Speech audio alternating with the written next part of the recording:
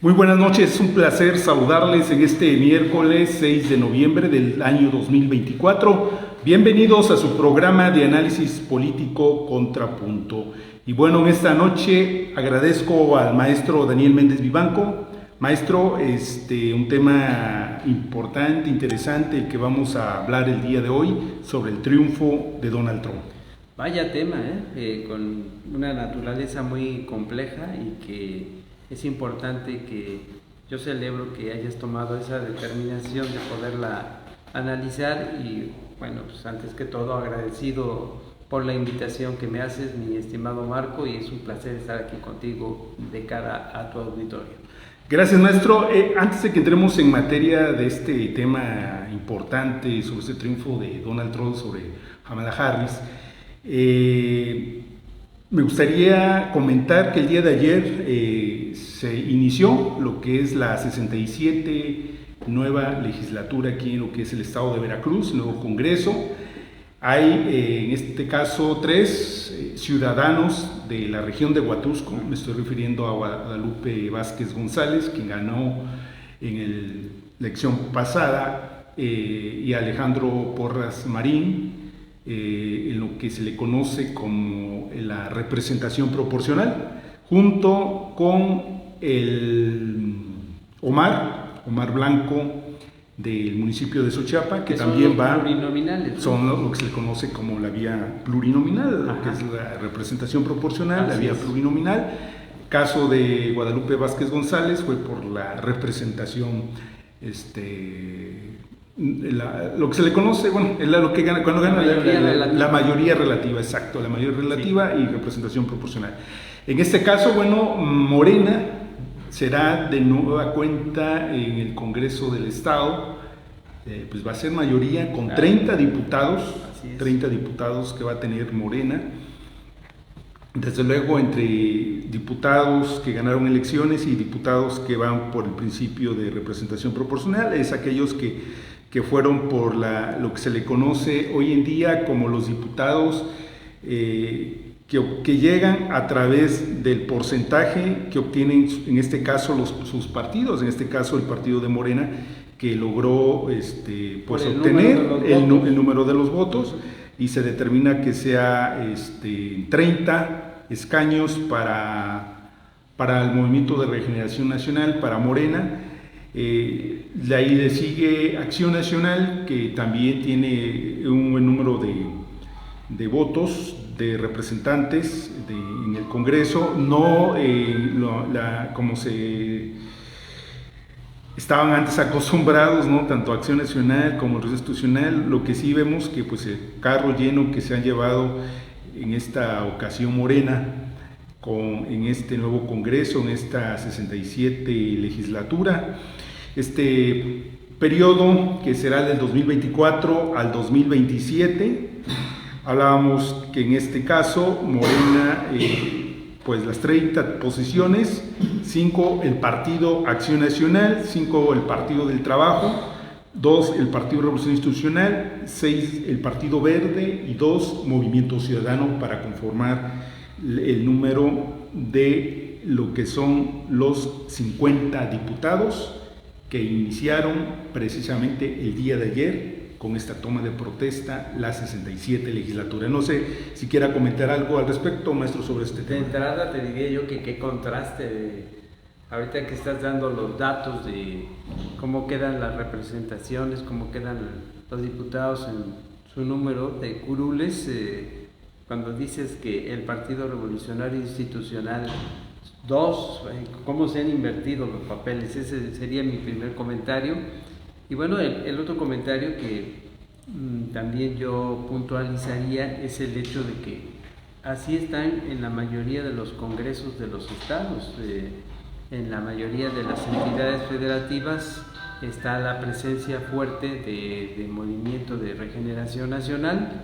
Esos son los tiempos políticos que se están viviendo, y pues podemos ya imaginar, a reserva de que podamos hacer, me gustaría que pudiéramos hacer un análisis sobre esta conformación del Congreso del Estado en otro programa, en otro espacio televisivo, pero pues un adelanto a esto es de que pues yo tengo la impresión, ahí voy a dejarlo como puntilla, tengo la impresión de que esta administración estatal que se avecina con la gobernadora electa Rocío Nale, pues van a tener ante esa presencia, ella como gobernadora, con un congreso ampliamente mayoritario de su partido Morena, más ya sabemos los aliados, por ejemplo, citas el Partido Verde Ecologista, citas el Partido del Trabajo, pues finalmente son aliados, son votos para ellos.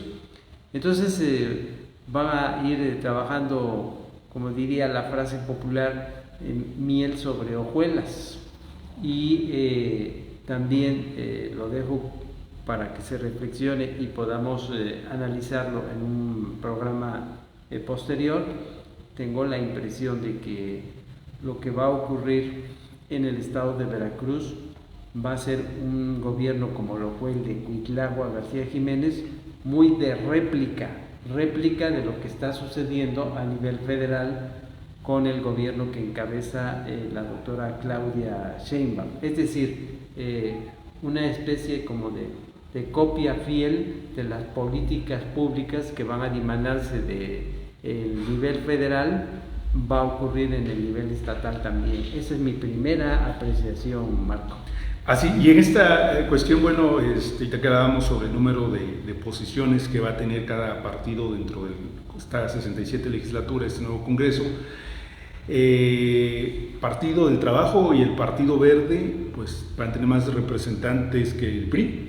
El PRI solamente 2. Eso es lo que me llama la atención. Que el Partido del Trabajo y el Partido Verde, en este caso, van a tener 5. Que estos dos partidos, tanto del Trabajo como el Verde, siempre han sido, últimamente es más el Partido Verde, ¿no? Ha sido un partido que, el Partido del Trabajo como un partido satélite que sabemos que en su momento dado fue movido por el PRI y que bueno, en el priistas en ese entonces.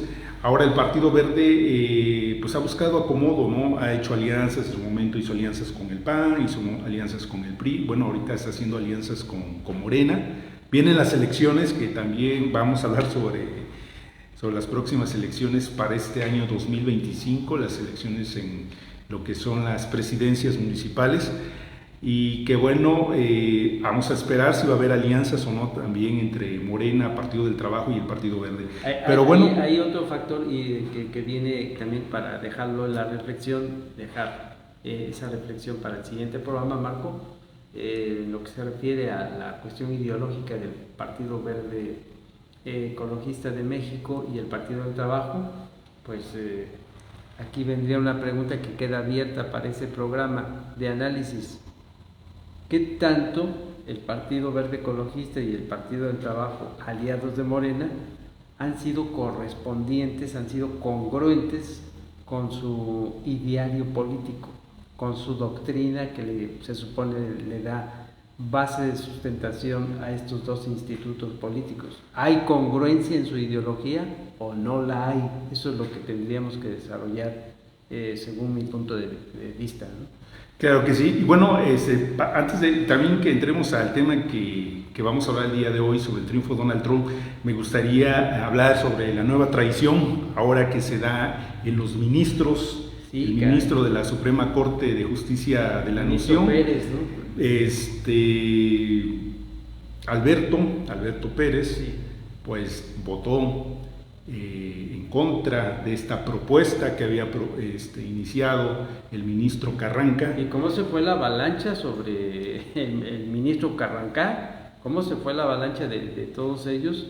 Que hasta se veía incómodo el ministro Carranca. Y luego, pues es un triste papel, Marco, quiero que me permitas comentar esto, ver a un ministro Carranca como pues incómodo, sobre todo al tener que hacer uso de la palabra, siendo que era una propuesta, hay que decirlo, una propuesta sumamente interesante y a la que yo considero equilibrada. Además, el ministro Carranca proviene de una familia de abogados con una trayectoria importantísima en las aportaciones jurídicas, y pues del otro ministro pues se vio una acción muy deplorable. Así de ese tamaño sería la presión que tuvieron todos los integrantes de ministros de la Suprema Corte de Justicia. Así de ese tamaño sería la presión que recibieron, que finalmente, como dice la expresión popular, doblaron las manitas. Por ahí se maneja una situación fuerte en contra del ministro Alberto Pérez, en el sentido de una investigación que se le estaba haciendo por un asunto de abuso sexual. Por ahí puede venir esa parte donde pues tuvo que doblar las manos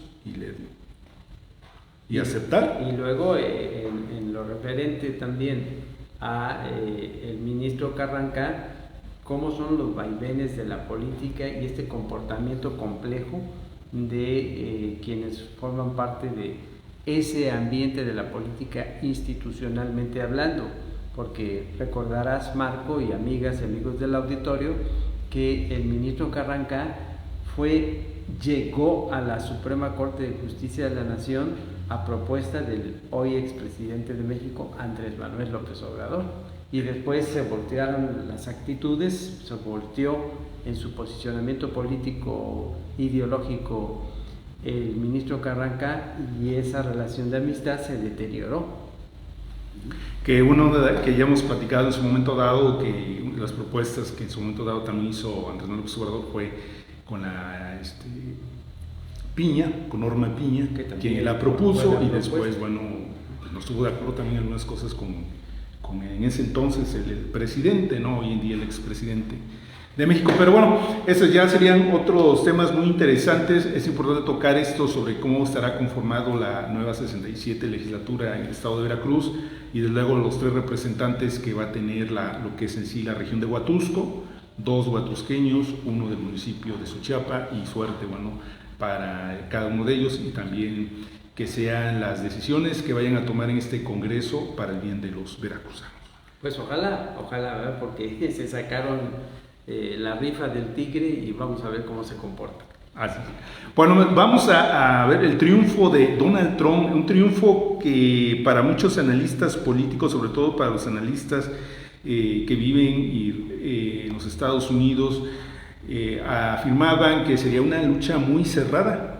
Mas, sin embargo, no fue así, y fue un triunfo aplastante de Donald Trump contra Kamala Harris. Sí, aquí habría que hacer un repaso muy rápido de cómo iba la estadística, la información numérica en el asunto de las preferencias electorales previo a la jornada electoral que ayer se vivió. Hasta previo a esa jornada electoral, el público se debe acordar, y si fue revisando esta estadística, llevaban un empate con una diferencia pues casi mínima entre los candidatos, tanto del Partido Republicano como la del Partido Demócrata.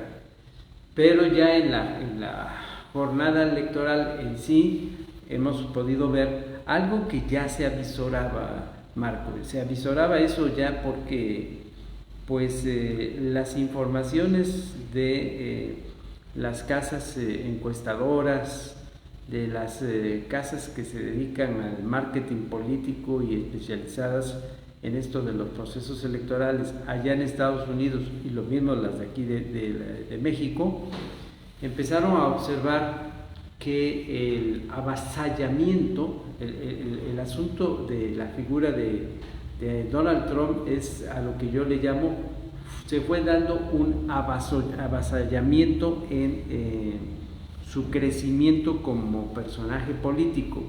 Aquí en ese avasallamiento van aspectos que yo pondría sobre la mesa como posibles explicaciones razonadas de por qué se dio este resultado. Insisto en la palabra avasallamiento. Bueno, esa situación creo yo que influyó muchísimo, primero, los 2 atentados que sufrió Donald Trump para pues tratar de matarlo, ¿no? de asesinarlo, y que provocó esos dos atentados provocaron una especie de poder mediático que llevó a que en la mentalidad del electorado de Estados Unidos lo fueran considerando como mártir. Y creo yo que en el subconsciente de la ciudadanía estadounidense empezó una inquietud en su mente. Bueno, ¿qué es lo que está sucediendo? ¿Por qué es un segundo atentado? ¿Por qué lo quieren matar? El ejercicio psicológico aquí, de la psicología en la política, es como que dio el dardo meramente en la cuestión con precisión de la mente ciudadana de que, a ver, parece que no quieren que haya un cambio. Entonces ese concepto ya asimilado se le llama imaginario colectivo, la ciudadanía empezó a notar que era entonces, fíjate cómo es el asunto de la mente humana aplicada a los procesos electorales, pues creo que se hace necesario un cambio. Pero lo que llama la atención también, bueno, ya sabemos que Donald Trump maneja un discurso rijoso y pues fue también utilizando una especie de nacionalismo, que creo que cuando en el discurso Donald Trump maneja ese nacionalismo, da muy bien en las clases sociales, sobre todo en las clases sociales de la media a la alta, da muy bien y muy buenos resultados. Y eso ¿a qué lleva? Pues ha llevado, y eso es lo que llama mucho la atención. Yo te podría decir que si nos fuéramos al terreno de los temas más importantes, los temas que van a ser nodales sobre el abordaje que se viene, los que ya tenemos un marco de referencia sobre cómo piensa y cómo actúa Donald Trump en el ejercicio de gobierno, te diría, hemos visto a un sector de la población afroantillana votando a favor de Donald Trump, siendo que hemos visto también a un Donald Trump discriminador racialmente hablando, xenofóbicamente hablando, y luego de ahí, por ende, en una temática general, pues la población migrante, ese sector amplio de la población migrante que pues todo indica que también votó a favor de Donald Trump, a sabiendas de que Donald Trump, si en algo se ha caracterizado, si en algo se caracterizó en su gestión, fue combatir la migración que llegara a Estados Unidos, ¿no? Y ahí pues tendrían que hablar, ahí está la experiencia de cómo le fue al gobierno de México en la administración política pasada, bajo las presiones de Donald Trump para detener a la población migrante que intentaba entrar a los Estados Unidos, la construcción del muro, ¿no? O sea, ¿qué ha representado Donald Trump de cara a la nación suya y de cara al mundo? Una política no incluyente, sino una política más bien excluyente. Y entonces, ante eso, llama la atención el asunto de que este sector de la población amplio, en el que intervienen incluso un buen número de las clases medias, de los sectores poblacionales vulnerables, hayan inclinado el fiel de la balanza para votar por un Donald Trump rijoso que representa todo lo contrario a la defensa de los derechos humanos universales. Y en esta parte que comenta usted, el asunto de la migración, yo considero que es algo, un punto muy importante donde tomó su campaña y de ahí inició para decir, bueno, el número de migrantes, la gente que está llegando a los Estados Unidos, están perjudicando al país. Esa forma del manejo del discurso ayudó que hasta cierto punto los latinos, los hispanos, votaran por él. ¿En qué sentido? El decirles, bueno, y también los latinos están en esta parte donde dicen, es que de veras ya somos demasiados, ya no vamos también a permitir que sigan llegando más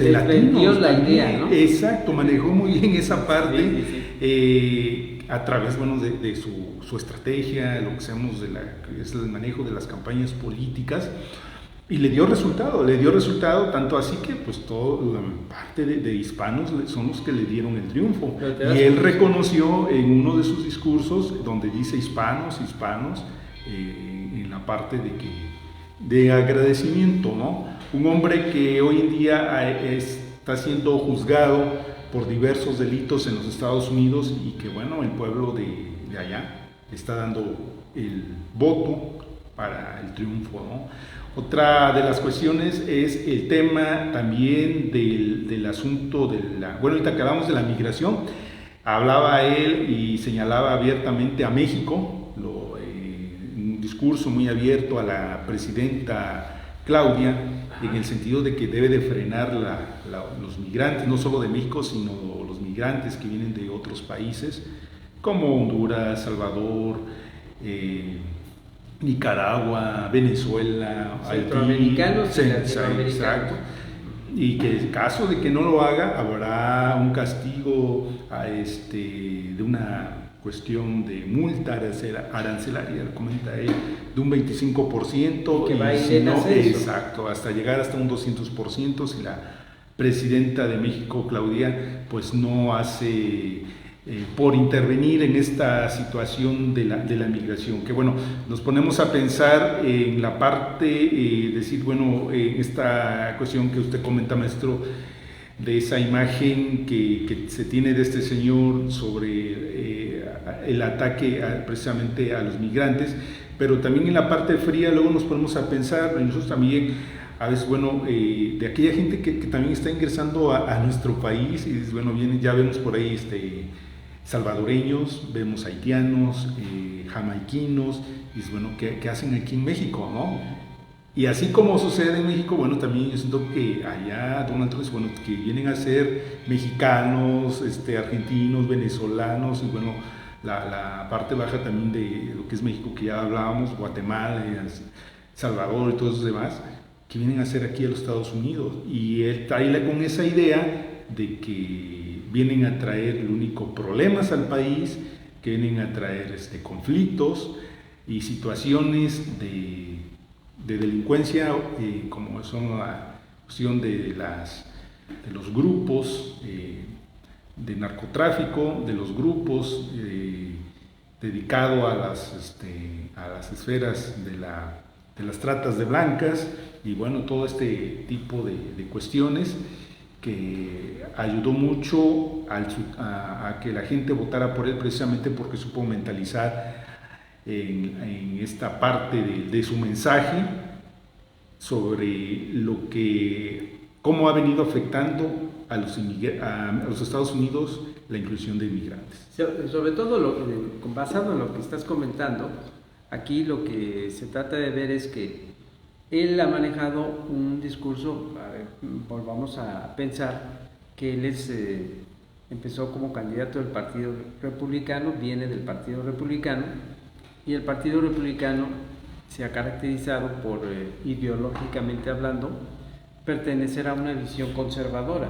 Entonces, cuando yo decía que qué representa o cómo ubicar a Donald Trump ideológicamente, pues es en una especie de nacionalismo conservador.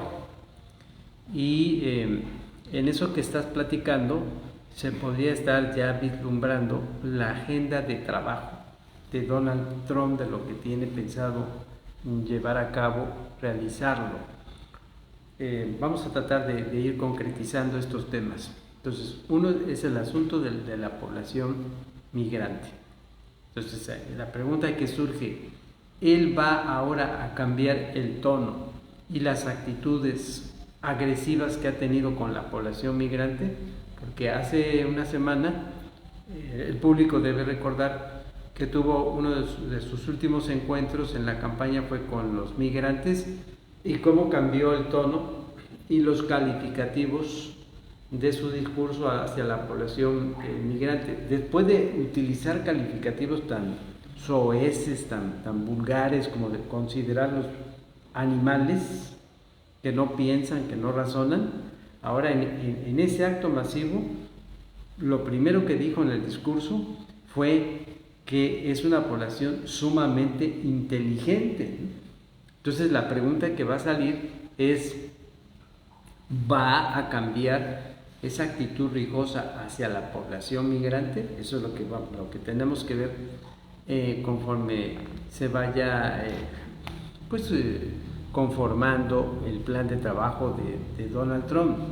Otro de los temas, derivado de lo que estás diciendo, es también ahí ya ha lanzado advertencias muy fuertes hacia el gobierno de México, en el sentido de que él ha expresado que si no hay un combate eficaz que dé buenos resultados del gobierno de México a las organizaciones criminales, a el ambiente de la droga, sobre todo en lo que se refiere al consumo, distribución, producción, distribución y consumo del fentanilo, pues entonces ahí deja entrever, aparte de que ha amenazado ya con subir el pago de aranceles de los productos de exportación de nuestro país hacia Estados Unidos, porque hay que recordar que México está constituido en el primer socio comercial que tiene Estados Unidos en lo que se refiere a América Latina por su colindancia.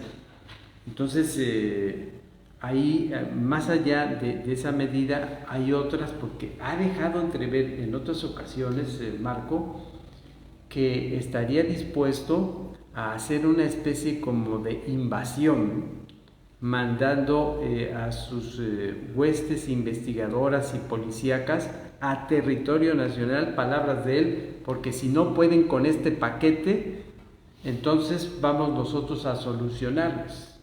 Y eso sería violatorio de la soberanía de nuestro país. Bueno, ya lo vimos ahora en lo que sucedió con este narcotraficante famoso que lo tienen preso allá en los Estados Unidos, pero la realidad es que en plena administración de Joe Biden, la realidad es que entraron los cuerpos especializados allá de Estados Unidos, tocaron el territorio nacional para llevarse a este narcotraficante, y el gobierno de México pues parece ser que lo agarraron en ascuas, porque no sabían en la conferencia de prensa cómo contestar ante ese acontecimiento sucedido. Otra de las cosas, en materia comercial, Donald Trump ha amenazado en que no vale la pena seguir trabajando el acuerdo comercial que conocemos como el TEMEC, que porque no ha dado resultados.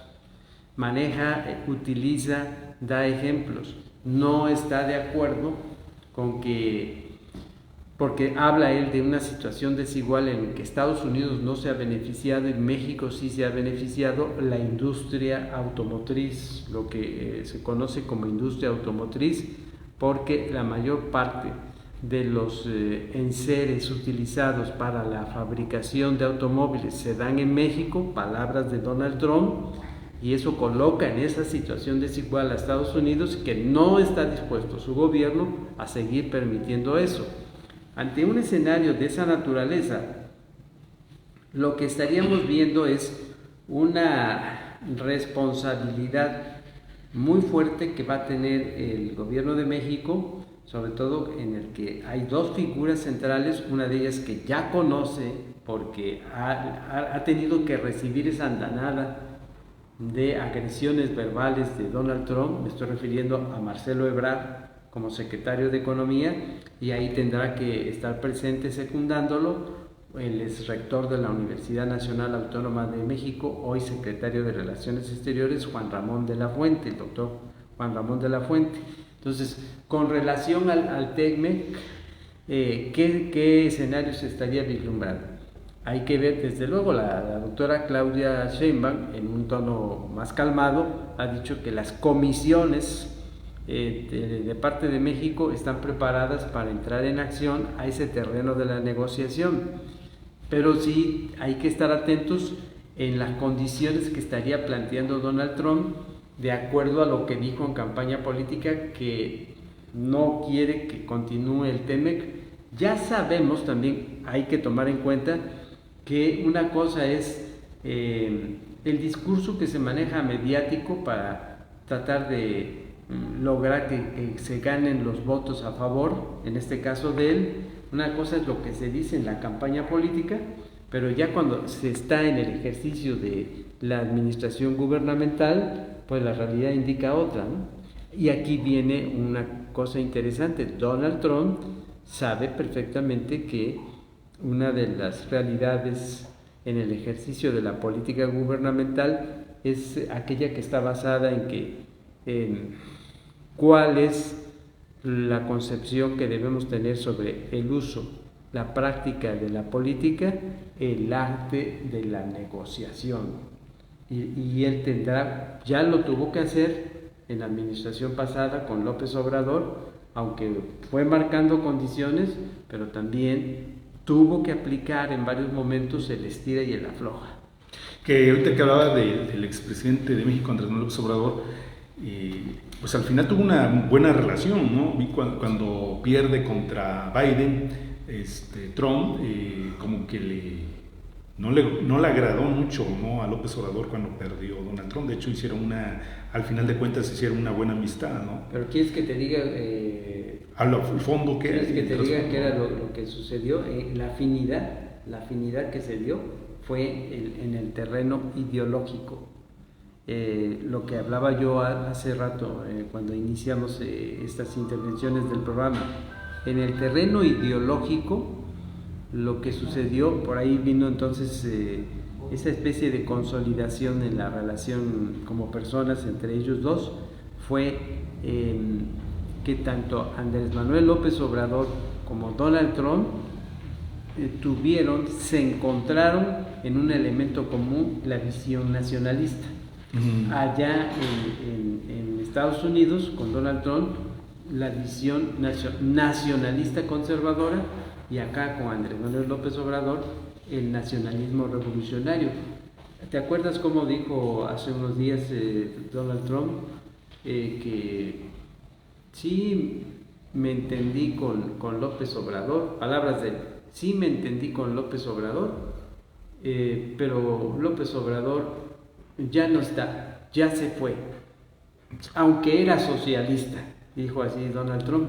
Y ya luego se refirió, cuando en ese acto masivo, se refirió a la Presidente de México, lo digo gramaticalmente así, la Presidente de México, porque le estoy anteponiendo el artículo que marca la equidad de género. Dijo: no la conozco, ya veré cómo voy a tratar con ella, pero no la conozco. Entonces, esa es la afinidad que permitió que hubiera una especie de amistad conciliadora entre López Obrador y Donald Trump.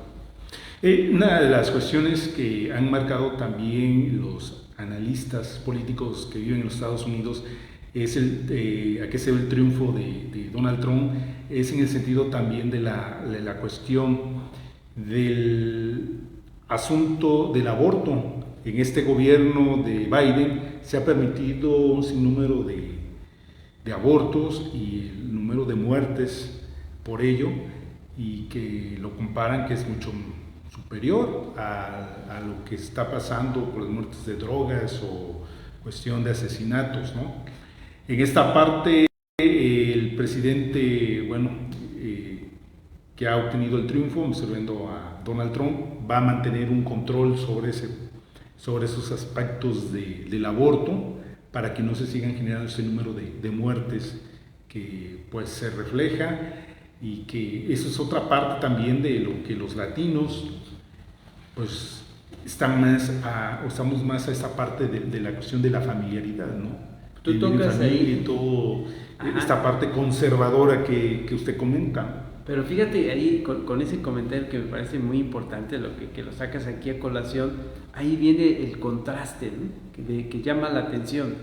A ver, porque ahí estamos tocando el tema de la moral pública, ¿no? Entonces, si partimos del hecho de que Donald Trump tiene la visión conservadora porque así ha pensado, así es su doctrina del Partido Republicano, pero llama la atención que en eso de lo ocurrido de la apertura hacia la práctica del aborto, parta esa visión de Donald Trump que, por ejemplo, en términos, puede ser esto, pero que en términos ideológicos y religiosos, pues por ejemplo sabemos que Donald Trump no es católico.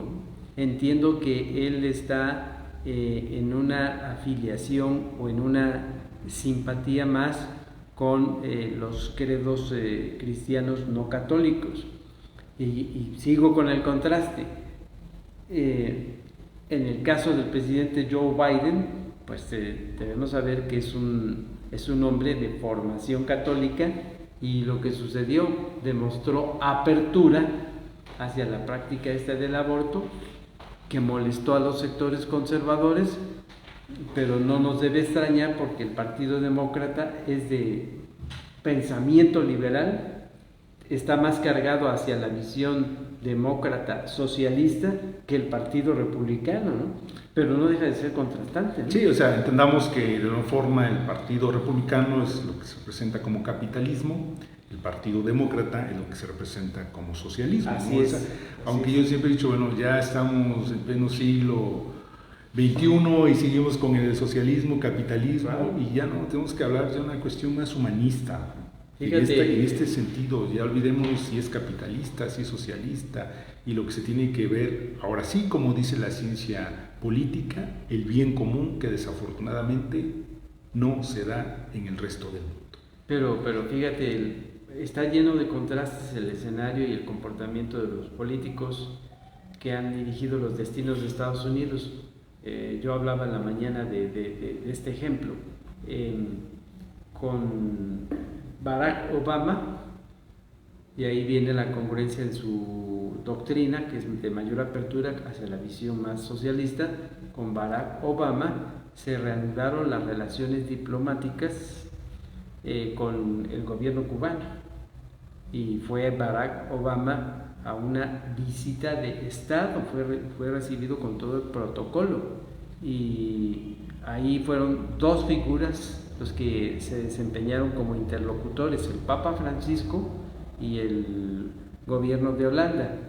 Se abre la embajada de Estados Unidos en Cuba, deja de ser una oficina encargada de asuntos nada más extraordinarios u ordinarios también, pero termina la gestión Barack Obama, llega Donald Trump y dieron marcha atrás a eso, porque Donald Trump con el Partido Republicano tienen la visión conservadora en lo que se refiere a los valores morales, de tal manera que los valores morales en el Partido Republicano son los valores conservadores que están íntimamente ligados con el sistema de creencias, y el Partido Demócrata, que no maneja valores, sí maneja valores, pero pone como preeminencia, o sea, en primer lugar, los valores democráticos, que se deben entender como una política de apertura a la hora de aplicarlos. Creo que sí, y en esta parte de su triunfo, pues también la mayoría en el Congreso de Senadores republicanos, yo siempre he dicho que tiene que haber un control, un equilibrio, mejor dicho, de poderes, y para que haya este equilibrio. Pero eso no va a suceder. Pero efectivamente va a parecerse a México. Va a tener todo a su disposición, porque todos los republicanos van a votar a favor de lo que presente, en este caso, el próximo presidente, que por segunda ocasión tiene mayoría en la Cámara de Representantes y tiene mayoría en la Cámara de Senadores. Así es, maestro. Y bueno, pues nos estamos finalizando este programa. Me gustaría comentario final, maestro. Bueno, el comentario final es que pienso que vienen momentos que pueden ser difíciles, no va a ser una relación agradable, pero va a depender de las comisiones negociadoras de quienes la conformen.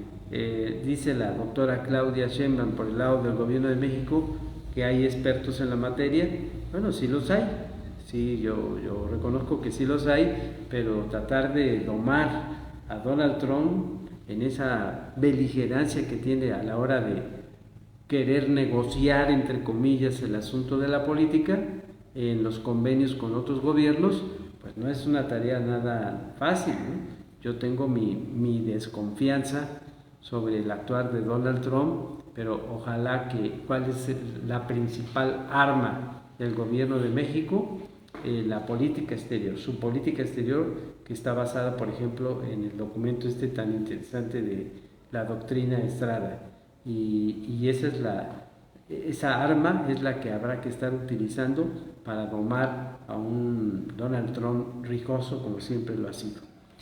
Pues gracias, maestro, gracias a todos los amigos de el Imparcial de Huatusco por sintonizar su programa Contrapunto. Se despide de ustedes Marco Antonio Jaca Solava. Muy buenas noches.